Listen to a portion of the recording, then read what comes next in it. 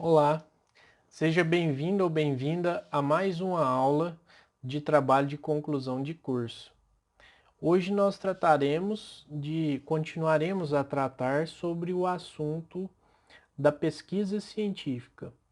Na aula anterior, nós tratamos de forma que entramos no portal Periódicos CAPES, que é uma das instituições mais importantes no Brasil no ramo científico. O portal Periódicos CAPES, ele tem diversas bases e revistas indexadas a ele.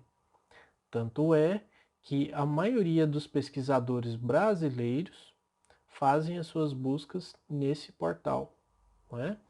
Então hoje a gente vai estudar como que funciona outra ferramenta de pesquisa, que é o Google Acadêmico. Para tanto, vamos iniciar então a nossa pesquisa. Inicialmente, vocês podem abrir o navegador de vocês e digitar apenas Google Acadêmico. Google Acadêmico. Ele está aqui no primeiro link, geralmente ele é listado como o primeiro. E essa tela é a telinha inicial, né? A primeira opção que a gente tem é pesquisar em qualquer idioma e pesquisar páginas em português. Qual que é a importância da gente pesquisar em outros idiomas, né? Muitos países, inclusive norte-americanos, do continente europeu, né, fazem muitas pesquisas boas, pesquisas que são publicadas em excelentes revistas científicas. E, sem dúvida nenhuma, é uma oportunidade muito boa da gente colocar em nossos trabalhos um trabalho, de repente, em inglês, né? Não só pelo idioma, mas assim, pelo peso científico que ele tem, né?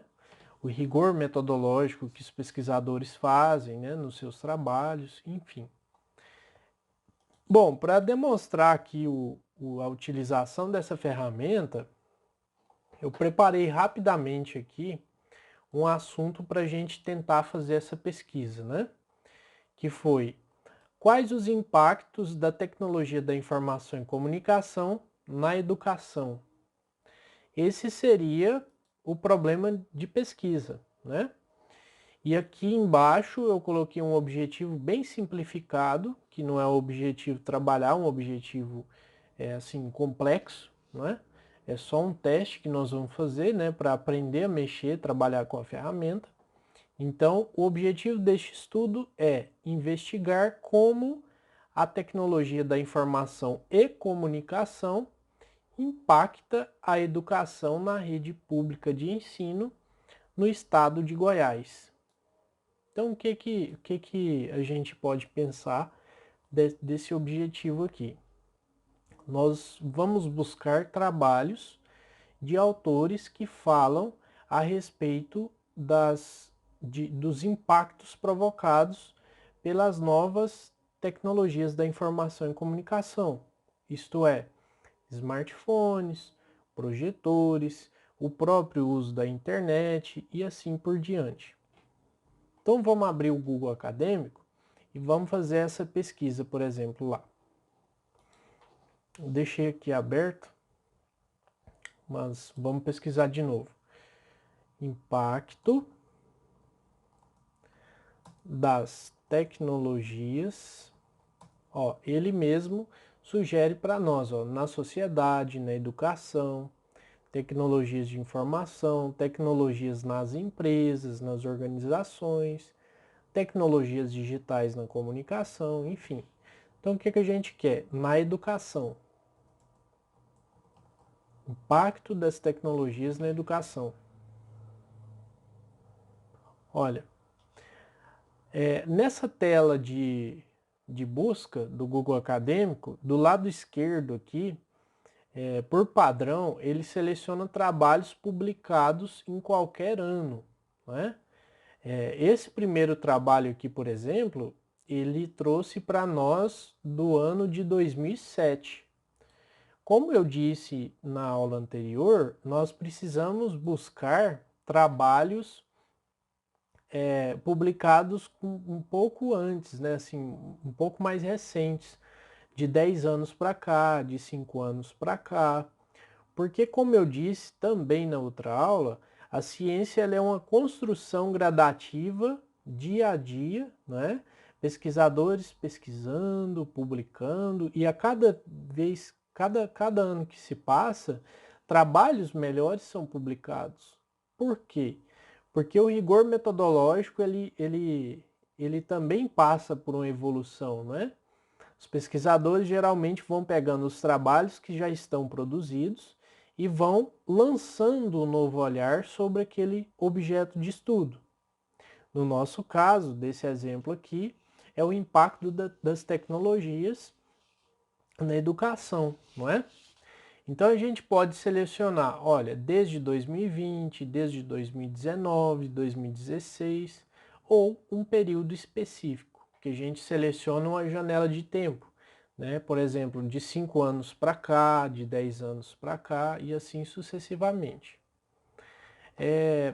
Classificar também por data, por relevância, né, de trabalho, qualquer idioma, enfim.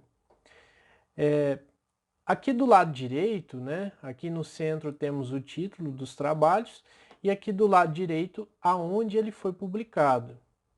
Aqui no caso nós temos, por exemplo, Universidade Federal do Rio Grande do Sul. O impacto das tecnologias da informação e comunicação em museus. Estudo de caso no Museu da Gente Sergipana. Bom, não sei se interessa pra gente, se interessaria, né? Novas tecnologias e educação, construção de ambientes de aprendizagem. Ó, esse aqui é bacana. É um estudo da Unicamp. Vamos clicar nele para ver o que a gente descobre aqui.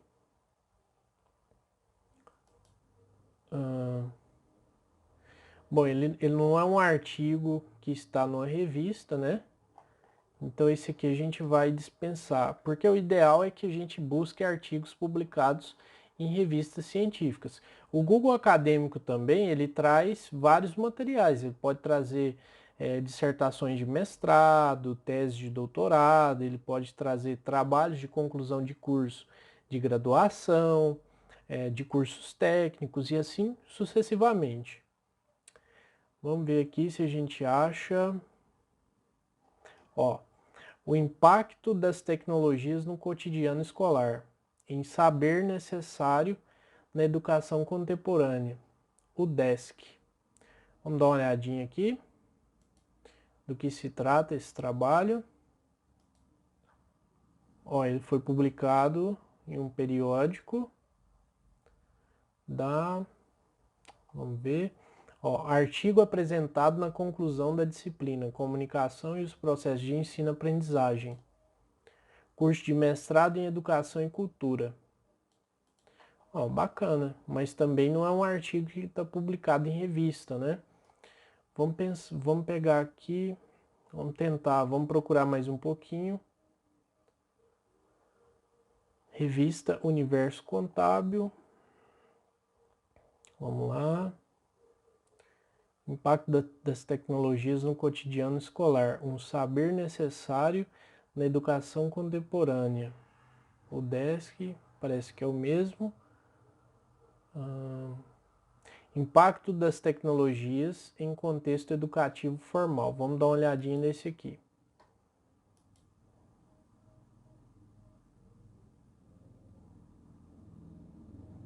Vamos esperar abrir um pouquinho. Ó, esse aqui já tem o ISSN, que é o número que identifica a revista no sistema da CAPES. Por essa informação aqui, ó, a gente consegue olhar se ela é uma revista bem conceituada, né? Vamos aproveitar esse momento e vamos pesquisar. Para a gente fazer essa pesquisa, nós podemos abrir aqui uma outra aba e digitar apenas Web Qualis.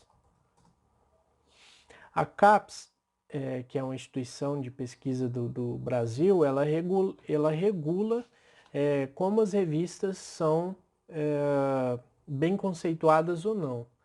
De forma que o Qualis mais alto hoje no Brasil, se não estou enganado, é o Qualis A1. Depois vem o Qualis A2, depois segue Qualis B1, B2, B3, B4, B5. Depois vem o Qualis C. E depois vem as revistas que ainda não têm Qualis, né?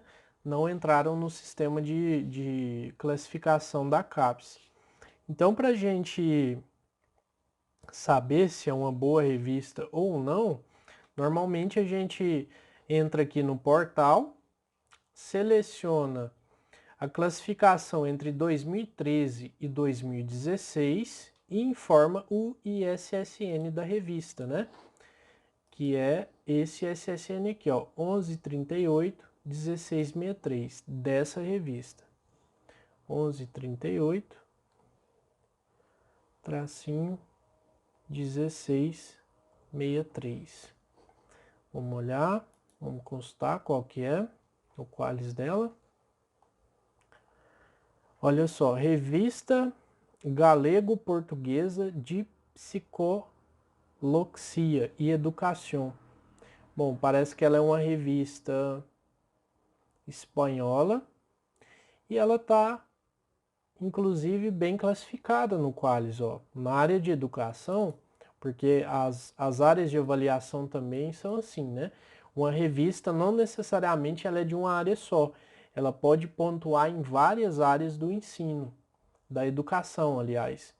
Essa aqui, por exemplo, ela pontua em ciência da computação, um Qualis bem assim, baixo, né? O B5. Na educação ela é B3. No ensino ela é B1. E na psicologia ela é B3.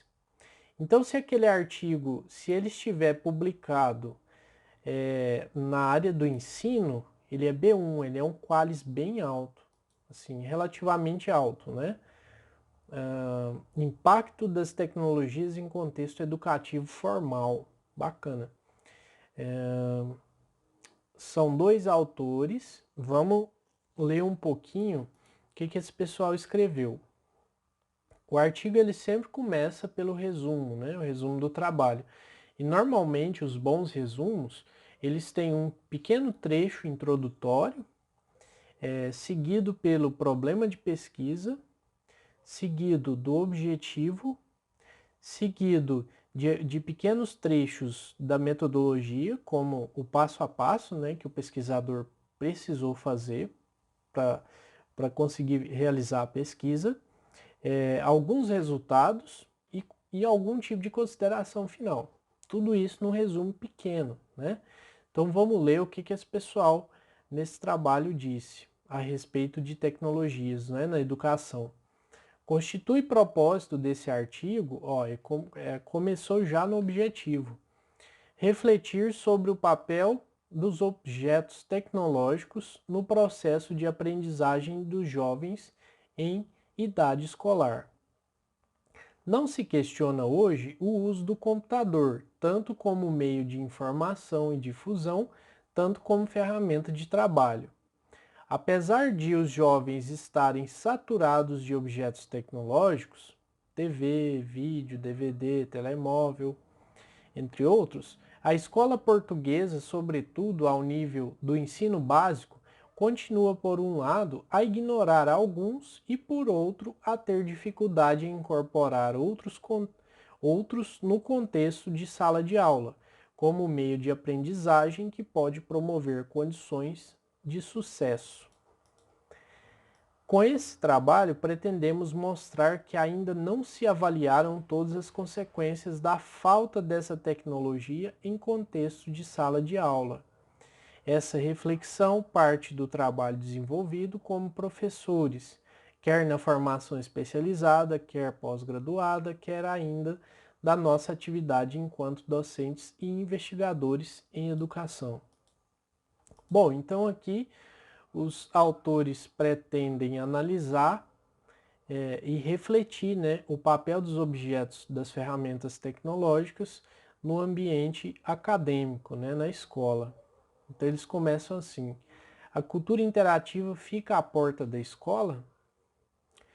Bom, as medidas legislativas sobre a escolaridade obrigatória, a organização escolar e pedagógica foram mudando significativamente ao longo do tempo. O conceito de instrução foi se modificando à medida que a escola se iam ensinando outras matérias. O ensino da leitura e escrita, história, geografia, ciências naturais e ginástica foram se juntando a expressões plástica, corporal e musical e as tecnologias da informação e comunicação. O ensino formal, organizado em disciplinas, é na realidade um processo de educação compartimentado que não olha a educação como um todo, que parte de uma concepção abstrata do conhecimento, não valorizando atividades do cotidiano dos jovens, os conhecimentos e interesses já que têm antes de chegar à escola, nem os que, entretanto, vão adquirindo em contextos não escolares. Neste sentido, como refere Ribeiro, 1999, isso aqui é uma citação de uma pessoa, de um pesquisador que fez um trabalho em anos anteriores, né? Mais precisamente no ano de 1999. A partir do momento em que as novas tecnologias suscitam aos jovens curiosidade para outros modelos e formas de aprender, que não os modelos meramente transmissivos do conhecimento, é natural que muitos jovens criados numa cultura interativa reajam recusando interessar-se por matérias e métodos com que não se identificam. Quem lida normalmente com jovens ou está atento aos seus interesses sabe o quanto os telemóveis, computadores, iPod e outros são do seu agrado. Ou seja, o autor está querendo dizer que os métodos de ensino na sala de aula eles têm que sair do modo convencional e ir mais para o lado da tecnologia, para facilitar com que o jovem aprenda de uma melhor forma. A facilidade com que aderem e lidam com esses objetos é um campo de possibilidades tão rico e cheio de potencialidades, ou seja, aqui ele está explicando que o jovem tem muita facilidade de mexer no celular, no computador, potencialidades para aprendizagens várias que é totalmente absurdo que a escola não utilize para atingir os seus objetivos pedagógicos. Ou seja, o autor está dizendo que é inadmissível que a escola não se adapte a essa realidade, né? Bom, não vou delongar muito na leitura aqui do artigo, mas suponhamos que a gente quisesse pegar um trecho desse artigo para colocar no trabalho, né? Olha só, essa parte aqui é bacana, né? Quem lida normalmente com jovens ou está atento aos seus interesses sabe o quanto os telemóveis e computadores são do seu agrado. A facilidade com que aderem e lidam com esses objetos são possibilidades tão ricas e cheias de aprendizagem várias que é totalmente absurdo que a escola não se adapte a isso. Nós podemos, primeiro, pegar esse fragmento, colocar no trabalho, né? Vamos colar ele aqui.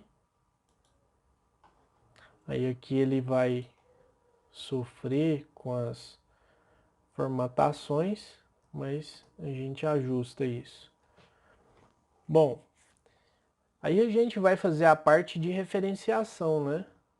Referências. Aqui nós começamos inicialmente com o sobrenome dos autores. No caso, são esses dois autores aqui, ó. Então vamos colocar aqui o nome deles. Lembrando que a gente começa assim, ó. O último nome em maiúsculo, Lencastre. Aqui a gente tira o Lencastre, coloca um ponto e vírgula. E aqui vem Araújo, vírgula, Maria José, certo? Aqui a gente coloca um ponto final, sinalizando que terminou os autores. E a gente vem com o título do trabalho, em negrito. Vamos colar aqui, certo? Depois, a gente vem aqui com a revista, o nome da revista em que foi publicado o trabalho, vamos pegar ela aqui. Revista Portuguesa tal, e Educação.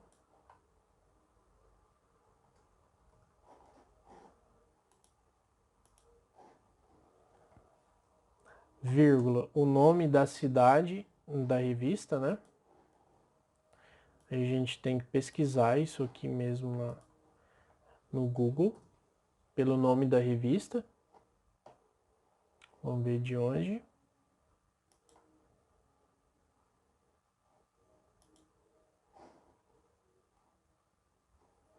Vamos ver. Aí a gente vai colocar a cidade e o ano.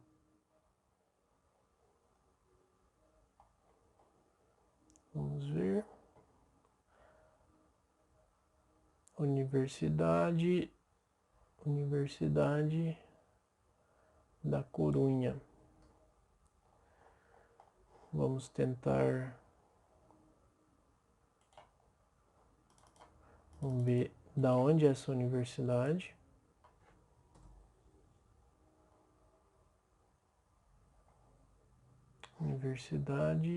Cidade da Espanha, cidade na Espanha, Corunha. Então a cidade chama Corunha mesmo. Aí a gente coloca aqui Corunha, que é a cidade onde foi publicado o artigo, né? E o ano de publicação dele. Esse aqui tá mais fácil, né? A gente pegar. Vamos lá. Ano 2007. 2007. Então tem 13 anos que esse artigo foi publicado. Não seria interessante para nós colocar, né? Porque tem trabalhos mais recentes. Aqui, como eu disse, a gente faz o negrito do título, né, do trabalho, e tá pronta a nossa referência. O alinhamento ele não pode ser justificado, ele tem que ser alinhado à esquerda, né, só nas referências. E o texto ele é justificado, o que significa que está retinho aqui na margem esquerda e na margem direita. Bom, então, como a gente interessou nesse fragmento aqui, nós poderíamos falar o seguinte no trabalho. Segundo, quais são os nomes deles? Lencastre e Araújo. Lencastre e comercial Araújo. Qual ano de publicação? 2007, vírgula, página. Aí a gente tem que vir na página que a gente pegou o trecho, que é a página 625. Olha só, página 625. Quando nós passamos de 3 linhas de citação direta, nós fazemos esse tipo de formatação aqui, ó. A gente seleciona o fragmento, puxa aqui na régua até a posição 4, diminui o tamanho da fonte em 2 pontos e ele fica com esse aspecto aqui, ó. Então fica assim o texto. Segundo Lencastre e Araújo, 2007, página 625, quem lida normalmente com jovens ou está atento e segue o texto, né? Então esse aqui seria uma forma de vocês citarem alguns autores nos trabalhos de vocês, né? E logo abaixo aqui, nós teríamos que fazer um comentário, né? Uma forma de interpretar o que os autores disseram, não é? Então nós podemos colocar o seguinte: os autores acima citados sugerem que é inadmissível que os docentes atualmente, ou melhor dizendo, naquela época, entre parênteses 2007, os autores acima citados sugerem que é inadmissível que os docentes, vamos tirar isso aqui, daquela época, não aderissem às tecnologias da informação e comunicação dentro das salas de aula. Isso quer dizer que os autores não acreditam que era inadmissível que os professores não utilizassem celulares, tablets, computadores para fazer uma forma diferenciada e chamar a atenção dos alunos, né, na prática docente. Então, esse é um pequeno exemplo de como nós poderíamos citar autores, né? Uma outra forma de citação, nós poderíamos interpretar a opinião dos autores, né? Com que eles escreveram no trabalho, e fazer a citação, né? Aí ela já não seria desse jeito, ela seria normal, né? Uma escrita normal, e a referenciação ia vir aqui no final.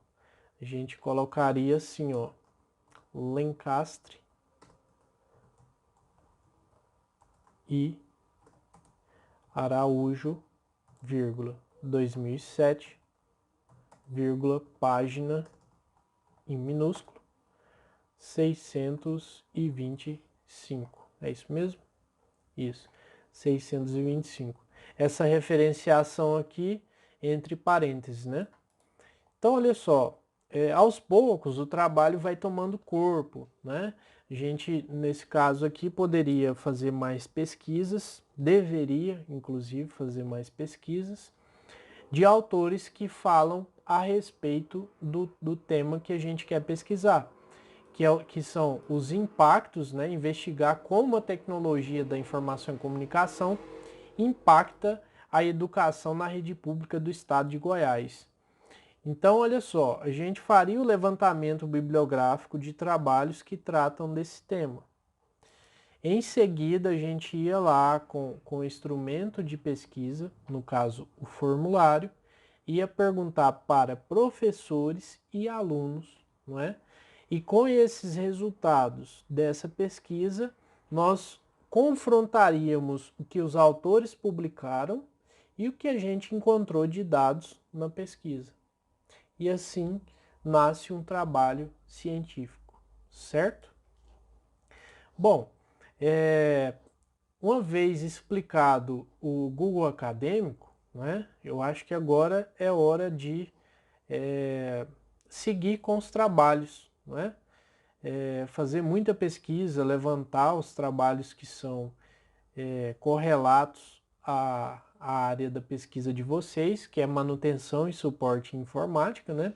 Relacionado com várias questões, como foi abordado em aulas anteriores aqui, né? Quando eu expliquei que essa área ela pode ter a ver com a capacitação das pessoas, se elas são ou não bem capacitadas, recurso financeiro para investimento em novos equipamentos, a gestão desses processos dentro da universidade, né?